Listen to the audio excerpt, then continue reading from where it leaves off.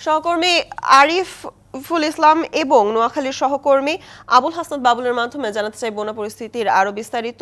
প্রথমে যেতে চাই কুমিল্লার লাকসামে মোহাম্মদপুর এলাকায় রয়েছেন আমাদের সহকর্মী আরিফুল ইসলাম।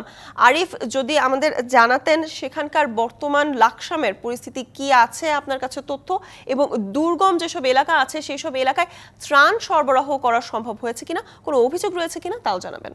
শেষ প্রশ্নটা দিয়েই শুরু করতে চাই, উত্তরটা দেব এভাবে যে এখন পর্যন্ত ত্রাণ বা ত্রাণের দেখা কিন্তু অনেকেই পায়নি। কারণ হচ্ছে আমি যে জায়গাটিতে অবস্থান করছি, আপনি দেখতে পাচ্ছেন আমার চারপাশে পানিবন্দী, ঘরবন্দি বলা হয়, সবই আছে। আসলে দুর্ভোগের শেষ নেই এই এলাকার মানুষের। আরেকটি বিষয় জানিয়ে রাখি, তারা যে ত্রাণ প্রাথমিকভাবে আমরা যতটুকু জানতে পেরেছি, এখানে ত্রাণ সহায়তা করার বা সহযোগিতা করার যে ধরনের সংগঠনগুলো এসে থাকে বিভিন্ন জায়গায় আমরা দেখেছি, কিন্তু এই জায়গাটিতে তেমনটা আসে নাই। তারা অনেক কষ্ট করে নৌকা দিয়ে প্রধান সড়কগুলোতে গিয়ে গিয়ে তারা কিন্তু দাঁড়িয়ে দাঁড়িয়ে ত্রাণ সামগ্রী তারা নিয়েছেন। সেই বিষয়টা কিন্তু তারা জানিয়েছেন আমাদেরকে। আর এখানে দেখুন পুরো বাড়িঘর কিন্তু একেবারে তলিয়ে গেছে। প্রায় 10 দিন যাবৎ তারা এই অবস্থায় তারা অনেকটাই দুর্ভোগ পোহাচ্ছেন।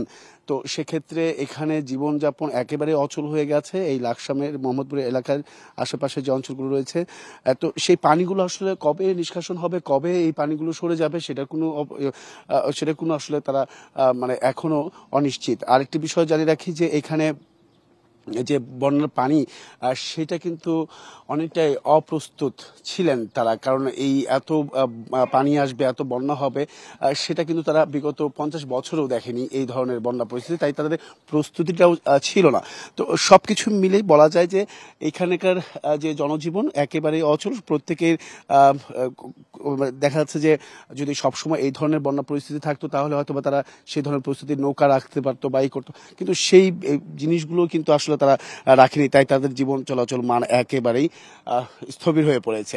আরেকটি বিষয় যেটা আমরা খেয়াল করলাম যে এখানে তারা যে ত্রাণ সামগ্রী পায়নি, সেই বিষয়টিও কিন্তু অনেকেই বলছেন যে এখনো চেয়ে থাকেন তারা রাস্তায় যে কোনো ত্রাণের সামগ্রী গাড়ি নিয়ে আসছে কিনা, কোথা থেকে কেউ কিছু নিয়ে আসছে কিনা, তাদের সহযোগিতার পাশে দাঁড়াবে কিনা, সেটাও কিন্তু তারা দেখেনি। তারা অনেক কষ্ট করেই তারা প্রধান সড়কে গিয়েই সেই ত্রাণ সামগ্রী কেউ যদি নিয়ে যায় তার কাছ থেকে কিন্তু চেয়ে তারা এই জীবনযাপন করছেন। আপনি দেখেন, আমি যদি দেখাতে চাই যে প্রত্যেকটা বাড়িতে একেবারে তলিয়ে গেছে। এখানে অনেকে আছেন আশ্রয় কেন্দ্রে, সেই আশ্রয় কেন্দ্রের সামনেও কিন্তু অনেকটাই ভয়াবহ চিত্র আমরা দেখেছি। কারণ ত্রাণ যে জায়গাটিতে আশ্রয় কেন্দ্র সেখানেও কিন্তু সামনে পানি রয়েছে। এর পাশাপাশি তারাও কিন্তু নৌকা ব্যবহার মাধ্যমে তারা কিন্তু চলাফেরা করছেন। তো সবকিছু মিলেই ঘরবন্দি, পানিবন্দি মানুষ, লাখো মানুষ এখনো এই অবস্থা আছে। তারা পরিত্রাণ চাচ্ছে, তারা ত্রাণ সহযোগিতা চাচ্ছে। এই ছিল এখান থেকে সবশেষ। গত রাতে সারা রাতই বৃষ্টি হয়েছে নোয়াখালীর পানিতে। এতে জলাবদ্ধতার পাশাপাশি বন্যা পরিস্থিতিও কিন্তু অবনতি হতে পেরেছে বলে আমরা জানতে পেরেছি। এবং আমাদের সহকর্মী আবুল হাসনাত বাবলুর মাধ্যমে আরো জানতে চাই, বাবুল, বর্তমানে আসলে পরিস্থিতি কেমন আমাদের জানাবেন। অসহায় মানুষের কাছে ত্রাণ পৌঁছচ্ছে কিনা, কোনো অভিযোগ রয়েছে কিনা তাও জানাবেন।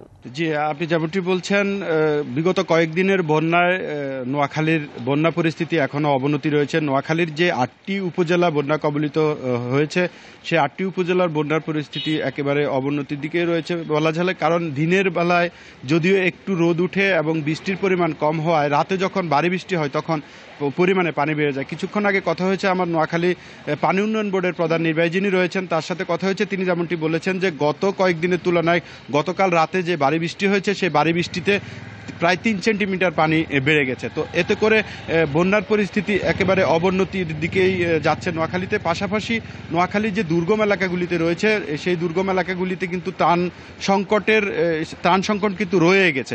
ইতিমধ্যে কিছু স্বেচ্ছাসেবী সংগঠন, সরকারি বেসরকারি যে ওই দুর্গম এলাকাগুলিতে যেতে না পারায়, কোনো ব্যবস্থা না থাকার কারণে সেই ত্রাণগুলি ওখানে পৌঁছানো সম্ভব হচ্ছে না বলে এমনটি জেলা প্রশাসকও জানিয়েছেন। তবে বেশ কিছু জায়গা থেকে নৌকা এবং বিভিন্ন ব্যবস্থাপনার মাধ্যমে দুর্গম এলাকায় ত্রাণ পৌঁছানোর জন্য সহকর্মী আরিফুল ইসলাম এবং আবুল হাসনাত বাবুলের মাধ্যমে আমরা জানাচ্ছিলাম বন্যা পরিস্থিতির সর্বশেষ পরিস্থিতি নিয়ে।